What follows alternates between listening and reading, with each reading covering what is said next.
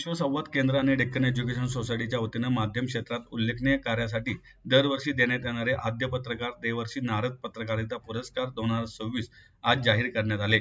यंदा महाराष्ट्र टाइम्सच्या पुणे आवृत्तीचे संपादक श्रीधर लोणी यांना ज्येष्ठ पत्रकार पुरस्कार, तर सकाळचे विशेष बातमीदार मयुरेश प्रभुणे आणि प्रभातच्या वरिष्ठ बातमीदार अंजली खमितकर यांना आश्वासक पत्रकारिता पुरस्कार जाहीर झाला आहे। तसेच सोशल मीडियाच्या प्रभावी वापरासाठी मोनेश शेलार यांना सन्मानित करण्यात येणार आहे।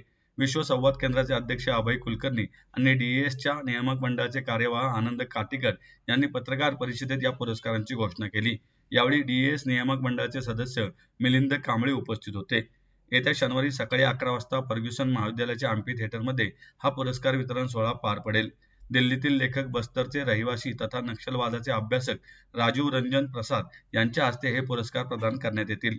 या सोहळ्यात राजीव रंजन प्रसाद हे नक्षलवादी चळवळ काल आणि आज या विषयावर विशेष व्याख्यान देणार आहेत। नमस्कार, मी अभय कुलकर्णी, विश्व संवाद केंद्र पश्चिम महाराष्ट्र अध्यक्ष। विश्व संवाद केंद्र आणि डेक्कन एज्युकेशन सोसायटीच्या वतीने गेली 13 वर्षापासून देवर्षी नारद पत्रकारिता पुरस्कार प्रदान करण्यात येतो।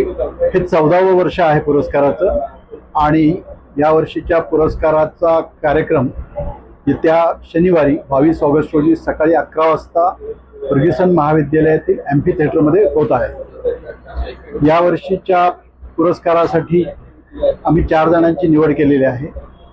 या 4 जणांमध्ये ज्येष्ठ पत्रकारिता पुरस्कार आम्ही महाराष्ट्र टाइम्सचे पुणे आवृत्तीचे संपादक श्रीधर लोणी यांना देतो आहोत।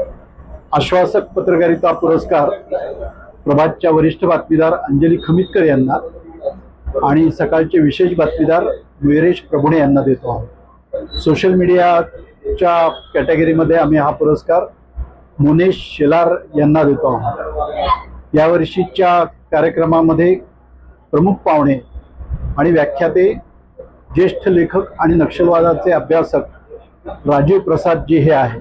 राजीव प्रसादजीचा नक्षलवादावर खूप व्यापक अभ्यास आहे।